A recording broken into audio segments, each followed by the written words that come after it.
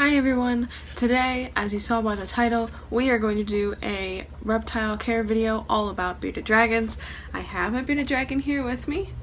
His name is Franklin, and I'll of course be showing him off in this video. But I don't know if he'll stay here the whole time because he is in shed, so he's a little grouchy. As you can see, those patches like right here and all up on his back, and there's some on his feet. So he's a little grouchy because he's itchy and can't get his shed off. Of course, the best way to do that is to give soaks, but I'll address that later as this is a care video. I have my trusty, handy little pad here where all my thoughts are, so if you see me looking down, that's why. If this video seems like I'm jumping around at all, it's because there is no set, like, lineage. You know, you don't have to address substrate before you address the enclosure. You don't have to address feeding before you address substrate. So if it seems like I'm jumping around, or maybe I'm going in an odd order, that's just because the way my brain works, I wrote it down that way. But anyways, let's get started. We're going to start with substrate because this is a very important topic, super controversial, but of course, you'll find out where I land here in a minute. So my personal favorite substrate for bearded dragons is tile. I prefer to use a non-loose substrate. Hang on, dude. I prefer to use a non-loose substrate because they can accidentally ingest that substrate and it will cause impaction, and that can cause death. It's very sad. You don't want to do it. They don't live on like play sand in the wild. They don't live on beach sand in the wild, and so it's really not natural to just fill their entire enclosure with just loose sand. And I also want to address the fact that calcium sand exists, and that sand is even more dangerous than regular sand, so please don't use that. If you want to know why, it's basically because there's calcium in it, the chemical compounds, whatever. If you Google it, you'll find out why, but I have never used it, and I never will, and neither should you. So the reason why I prefer tile for my substrate, or like the flooring of my enclosure, is 1, they can't ingest it, 2, it's easy to clean, and 3, it keeps Mr. Franklin's nails here very trim, and I don't have to trim them myself because he does it himself when he runs around his enclosure. And along the lines of ingesting substrate, bearded dragons have a Jacobson organ, which basically is their tongue, and they use it to explore their environment. So if you see Franklin or any bearded dragon just walking around going, it's because that's how they interact with their environment. They receive a lot of data that way about their environment, and so obviously if you keep them on loose substrates and they're gonna take sand in. They can't spit things out. They have very sticky saliva because it's where digestion starts for them. They start digesting as soon as the food is in their mouth. Sorry, Jackson is sniffing his tail. So yeah, that's another reason why you don't want to use loose substrate. But anyways, I use tile, and later on when I show his enclosure, you'll see the tile. It's just like a really plain, inexpensive tile you can get from like a Home Depot or a Lowe's or wherever, and it works really, really well, doesn't it? I think he likes it. So along the lines of tank size, there are, of course, some controversial topics regarding this as well. Some people believe that the best tank size to offer would be a 40-gallon breeder and nothing smaller, but I think a 40 breeder is too small. I think that the smallest you should go for a bearded dragon is 75 gallons, which I'm not sure the exact measurements of, but you can Google what like a standard US 75-gallon tank is. Franklin is actually in a custom enclosure that's bigger than 75 gallon, and he really uses all of it. Like, he runs back and forth in his enclosure all day, and he's never been in anything smaller than a 75. When I adopted him at 5 months old, he was already in a 75 gallon with his former owner, and then I put him in a 75 gallon. So he's never been in anything smaller. Bless you, Freeway. He's never been in anything small. He's never been in anything smaller, and I wouldn't keep him in anything smaller. Now, I would say that, like, it's okay to keep a bearded dragon in something smaller if that bearded dragon has a special need, like if they have MBD. Usually you're way more active than this. You just look like a lump. So in regards to food, a juvenile bearded dragon will have different needs than an adult bearded dragon. So I'll cover juvenile bearded dragons first. They need more protein than adult bearded dragons do, but they still also need greens. So when Franklin was a juvenile, I fed him dubia roaches every single day, and I also fed him mustard greens. At the time, he would only eat mustard greens. Now he will only eat turnip and dandelion.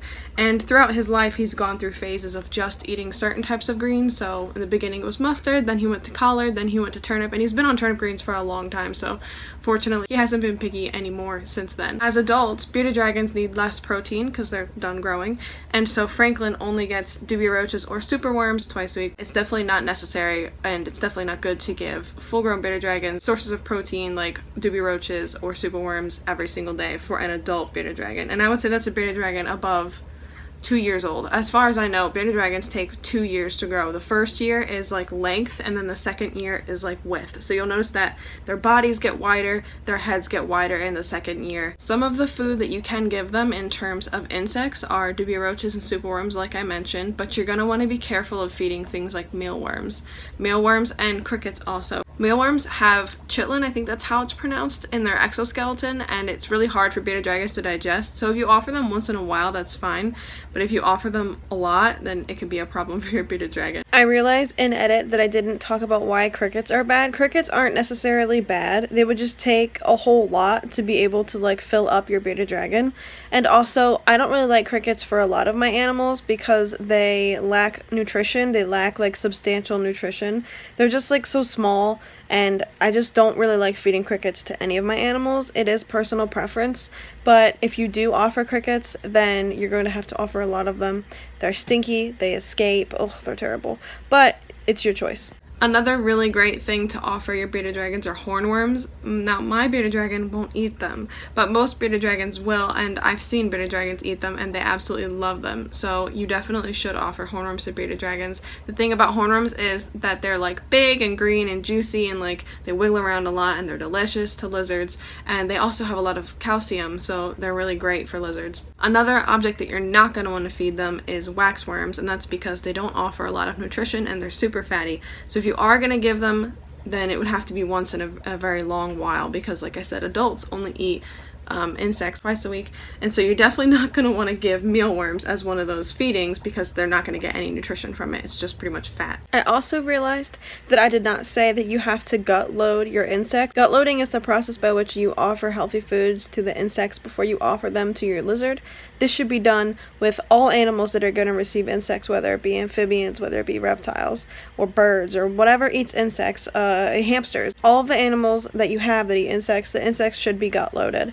And you can use a number of foods to gut load. Anything that's like a healthy vegetable, or the same type of greens that you give your bearded dragon, which I'll discuss here in a second, those can be offered as gut load to your insects. I also want to mention that you are supposed to feed your bearded dragon either young or old, whatever it can consume in a period of 5 to 10 minutes. So in addition to protein items that are like live foods, you absolutely have to offer leafy greens. Leafy greens are a big staple part of their diet.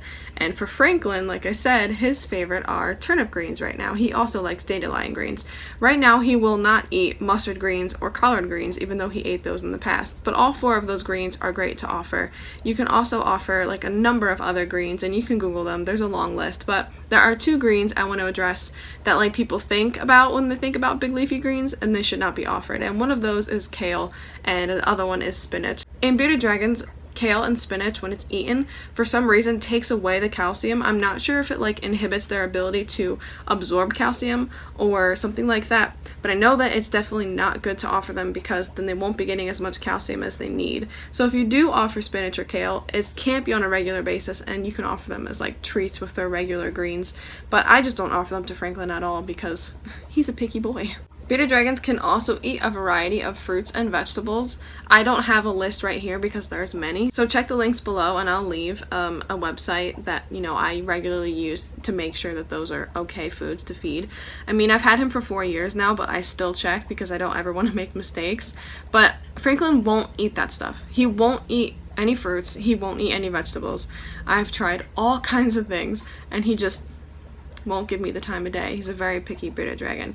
And along the lines of being a picky eater, one thing that you can do if your bearded dragon isn't eating its leafy greens, which are absolutely essential, apparently you can buy bee pollen, which is like a powder, and you can dust it on their food, and it makes it appetizing to them. I've never done this because he's always eating his greens, but I've seen people do this and it works, and I was like, that's really crazy and intuitive and awesome, and what are you doing? And so it's definitely something that you can do, and you can get that at like a Walmart in like a pharmacy section or something like that, so easy. Another thing that people do is offer like worms sprinkled in greens, and then sometimes like when the bearded dragon goes to nom on the worm, it also picks up greens. I have found that this method is less effective because they're pretty intelligent, and so they'll definitely just pick around, and you want to make sure that they're getting as many greens as possible. And I don't really measure how many greens I give Franklin. I give him as many as he wants to eat. So I also want to talk about supplementation, which basically is where you offer supplements on your bearded dragon's food. Oh no. Oh no! On the ground he goes. And back around he is. Welcome back. Hey, careful. Welcome back. So anyways, when you offer your bearded dragon insects such as doobie roaches, superworms, what have you, you have to dust them with a calcium and multivitamin that has D3. D3 helps in the absorption of calcium, so it's necessary for them to have it. And a multivitamin is just great to offer so that your bearded dragon is healthy and happy. So I personally use Repashy Calcium Plus, which is a calcium supplement as well as a multivitamin. And it's not 2 separate powders, it's 1 powder, and it works really well. It also has like a good smell to it, so I found that some lizards like the taste of it, which is great. And basically what you want to do is dust that on food. I don't dust it on every single one of his feedings, I dust it on every other, and that's worked pretty well for him. We're going to move on to UVB, which is absolutely a must for bearded dragons. I personally use a mercury vapor bulb which offers UVB, but there are also UVB like tube lights, and there are other types of ways you can offer it. I just don't have any experience with those, so I'm not going to talk about them. But like I say in every care video, I obviously don't have all the information in the world, and you should definitely see other people's videos and other people's experience and Instagram posts or forums or what have you. Always check out other things other than mine. I forgot to put that at the beginning, but here it is. So a mercury vapor bulb is a expensive bulb, and it offers UVB as well as heat. And when I was doing research about mercury vapor bulbs, it was actually after I had already gotten Franklin. So like when I adopted Franklin, I got a lot of his things with him, so I was able to get his lamp and his bulb and doobie roach colony, and it was really great. And the bulb I had no idea about. I just knew that, oh, it works, so I used it. And then after I got him, I did some research, and there is research that says that mercury vapor bulbs are like among the best bulbs to use for diurnal species. You definitely have to follow the rules when you use them, and so when you buy a mercury vapor bulb, there's like instructions on how far away it has to be and things like that, so you definitely have to follow those instructions. But I've been using mercury vapor bulbs for 4 years now that I've had Franklin, and it's gone really well. One thing to note about UVB bulbs is that you absolutely have to replace them. Typically they have to be replaced every 6 months. I have found that mercury vapor bulbs last longer, but I still replace them every 9 months. And the reason that UVB is absolutely essential is because it helps your bearded dragon metabolize the calcium that comes from their food.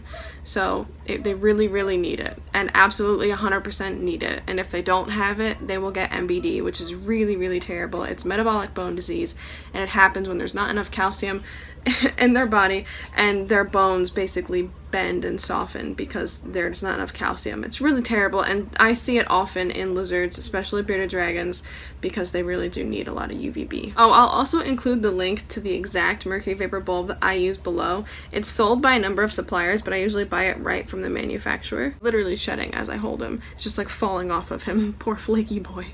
So because you need a UVB bulb, you also need a heat bulb. If you use a mercury vapor bulb, it's one and the same, but if you use a like tube UVB, you will also need a basking bulb. It has to create a hotspot or a basking temperature of 95 to 105. I keep Franklin's on the warmer side, around 100 to 105, but 95 is also okay from what I've read. I'm gonna put him in my lap for a couple minutes.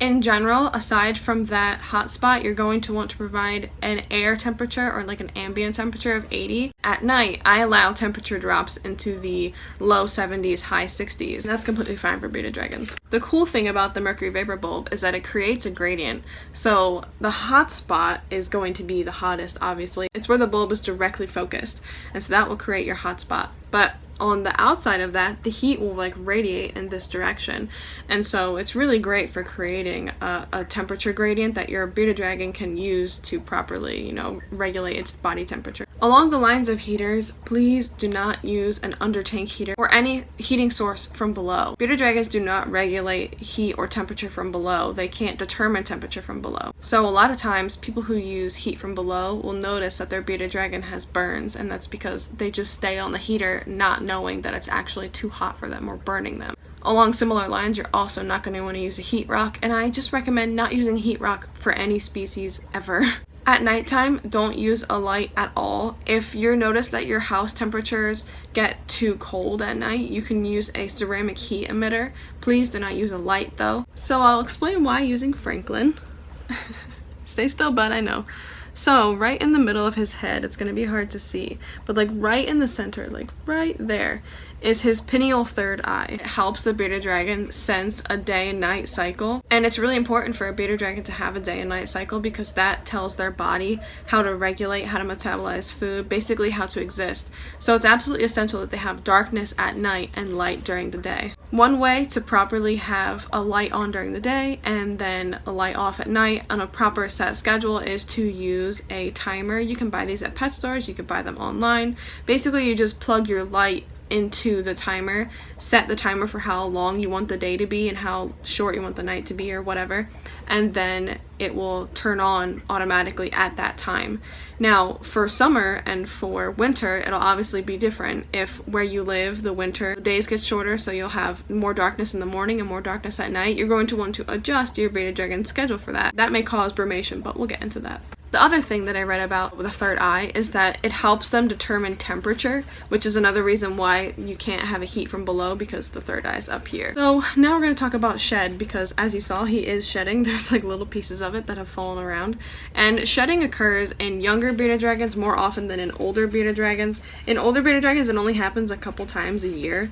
And in younger ones, it happens way more frequently, but that's because they're growing. So shedding is absolutely necessary for a bearded dragon. And unlike a lot of species of lizard, so like I have a lot of geckos on my channel, so you might have seen like that geckos eat their shed, like crested geckos and leopard geckos and all sorts of geckos eat their shed, but bearded dragons do not eat their shed, and it also doesn't come off in one smooth piece either. It comes off in like chunks, like I just showed you a chunk of his, and it's also hard and scaly, and that's obviously just the nature of his skin. It's not smooth. You gonna hang out up here?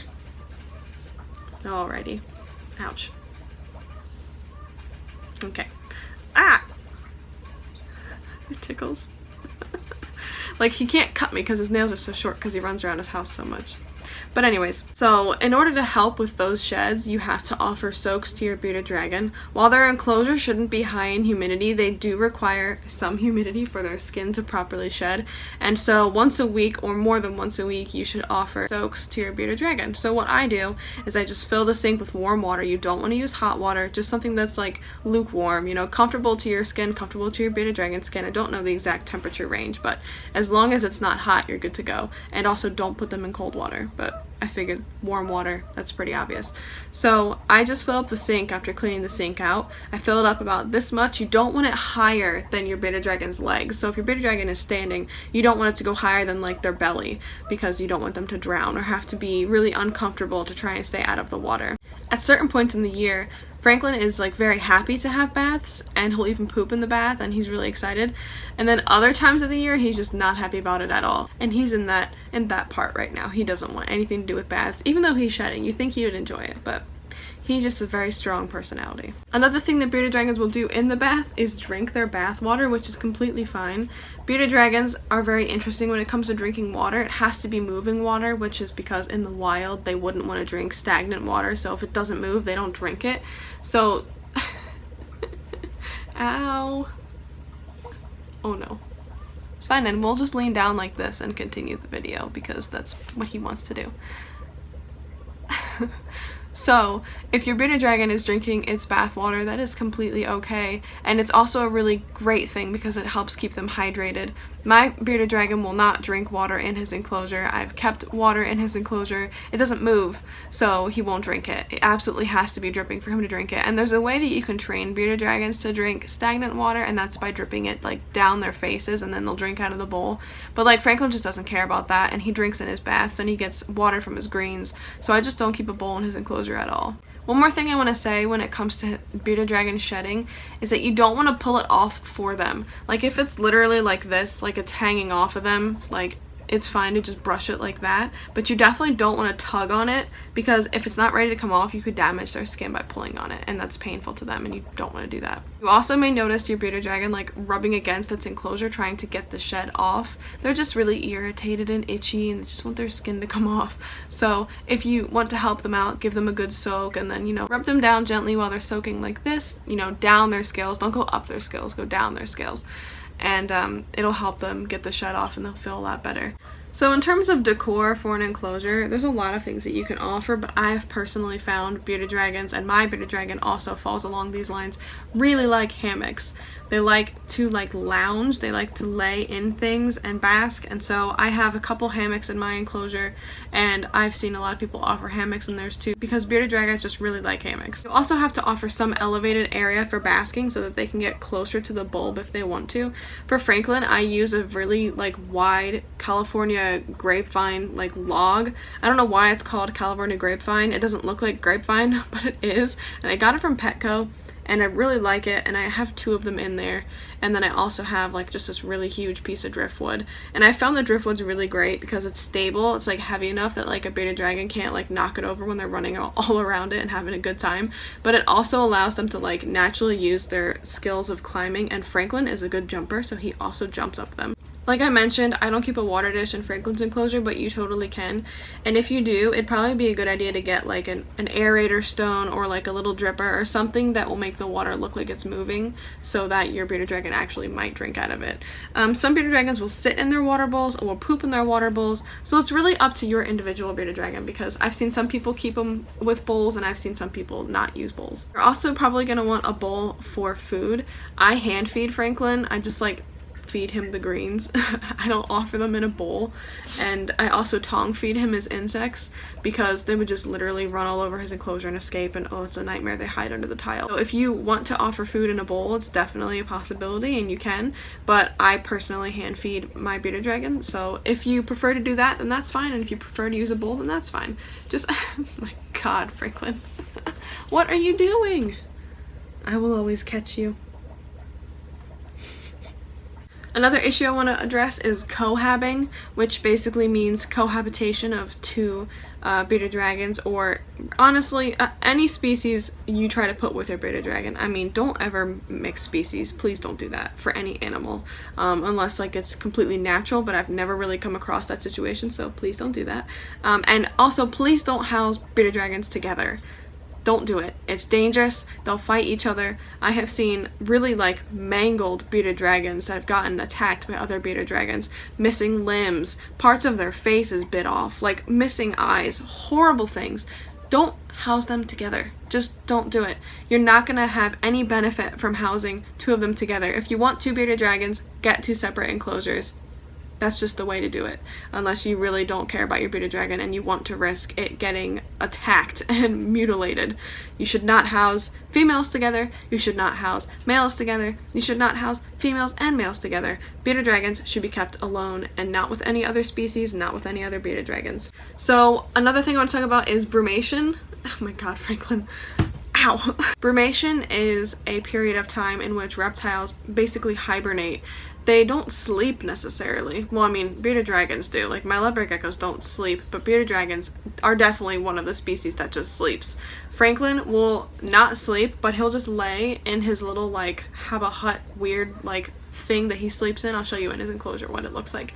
And he literally just lays in it for days to weeks at a time, and it's typically in the winter months, but I know some bearded dragons, stay still. I know some bearded dragons brumate in crazy times of the year. I know someone's bearded dragon brumates in June, which is wow. Did not see that coming. Franklin, like most bearded dragons, brumates in the winter. Brumation is not bad for them. It is their way of conserving energy and nutrients for the winter. A lot of reptiles do it. It's just a way of surviving. Some bearded dragons don't brumate at all, which is also fine. And you don't have to induce brumation or anything like that. It can occur naturally when the days get darker and shorter and the weather is a little bit cooler. It's just completely natural for them. And like I said, sometimes it can last a couple days, sometimes it can last a couple weeks, and sometimes it can last a couple months. And some people choose to wake their animal out of brumation after so long. I do that with Franklin every year because he brumates on and off. So if he comes out of brumation, I'll encourage that behavior by feeding him and letting him soak in some water. And then when he's done with me, he goes back to brumating, but he never brumates for more than a week or so at a time, and then he'll wake up out of it and then go back to brumating. It's probably really, really weird, But that's Franklin. So the lighting is like really terrible because I have a window over there, so I'm like facing against the light, which is like how you're not supposed to film, but it is what it is. So it also looks super yellow, but the light is actually whiter. So anyways, as you can see, half of his enclosure is open. This is the cooler portion and this is the warmer portion. We have sliding glass doors. That sounded really terrible when you open them. But here is this side of his enclosure, obviously his hotspot, creating the gradient all the way down. You might actually not believe it gets that warm, but it's because it's trapped in, the heat is trapped. And then there's that one spot for ventilation. These lights up here, they work. We just haven't plugged them in yet, but they're just LED lights. And the paint was chipping, but it has since been sealed, and so that it can't come off. Like, it's on all corners, but it's sealed underneath, so it can't come off. So there's no worries or anything like that. But this is his enclosure. I mentioned earlier how when he brewmates, he sleeps in a Happy Hut. That's this thing right here. He literally just sleeps underneath. And this is the tile. It is actually these tiles right here. Traffic Master ceramic tile. It might actually be this exact same color. I'm not 100% sure. But this is a tile that I got for a surprise animal that I'll reveal soon that I'm getting tomorrow. But anyways, so yes, you can buy like a whole pack of them. This was like $7. It was really cheap. There's 10 of them here, and I only use 8 in his enclosure. So back to Franklin. There he is, chilling right now. I'll show you guys the temperatures. They may be a little bit off because I just opened the glass doors, and that obviously lets out some of the heat. But as you can see over there, it's a nice 80 degrees where Franklin is. About 90 hot spot right there. 97, 95, 102, 104. So not too hot. Perfect in the range for a hot spot. And like I said, it creates a nice gradient. As you can see, it was 104 all the way to 80. It gets in the high 70s down there, so it is a little bit cooler, but that's okay because he really just uses that area to run around. Right now is like the time of the year where he starts calming down a bit, but like in the spring he literally just runs back and forth this entire enclosure. This is a super old hammock. It's coming apart at the seams, and I have a new hammock over there which I intend to replace, you know, with this one. I'll probably move the older one over there since it'll get used less, but he does like to jump around on these pieces of wood and stuff, which are new. I got this from Chewy. It's only $15 for this piece of wood, and it's labeled as small. That's crazy, so go get some. But over here, this new hammock I just put in, he'll probably end up like jumping around and running around on here. I had a different hammock. I had this hammock in there, but he didn't like it, so I'm going to give this to the other animal that I'm getting tomorrow that I will not be mentioning what exactly she is. Anyways, so like I said, I would show his enclosure. There's his enclosure, and I'll do a better tour, like an actual enclosure tour, and talk all about it and where I got the stuff and blah blah blah. So keep an eye out for that. But that's all from me and Franklin for today. Right, bud? And if you're watching this the day that it's uploaded, which is August 11th, 2018. Oh my god, I literally forgot what year it was. Okay. But if you're watching it on that exact day, then if you head over to my Patreon, you'll see the new animal that I'm revealing. But it will be a while before I post her on this channel because I want to give her some time to settle in and stuff. But if you follow me on my social media, you'll see as soon as Sunday. So go on over there, follow me, do it. You'll see. Very exciting. Super exciting. I'm so excited. I think I've addressed everything. I think that I've said everything. I have no more notes left. But I feel like there's more to say still, but it is 34 minutes long, so maybe I have said everything, Franklin. If you want to know a little bit more about Franklin, he has a whole reptile profile in which I talk about where he came from, what he's like. I also show him eating and bathing in that video, I think, and so I'll include that in the links below and at the end of this video as an end card. I think that's all to say, right, buddy? Do you want to say bye to everybody? Gonna go give him a good soak because he needs it. Right, bud? Thank you guys so much for watching. I hope you enjoyed. If I forgot something, I'm human, it happens. Please leave it in the comments below and I will add to this video in the description anything that I might have overlooked or missed. So if you're watching this, you know, as it's uploaded, or if you're watching it in the future, please look in the description. And if I forgot anything, then if I forgot anything, that's where it will be. Anyways, thank you guys so much for watching. Please check the description, leave a comment, like, subscribe. If you subscribe, hit the notification bell, and you'll be notified when I post videos. That's all from us today, and we'll see you guys in the next one. Bye!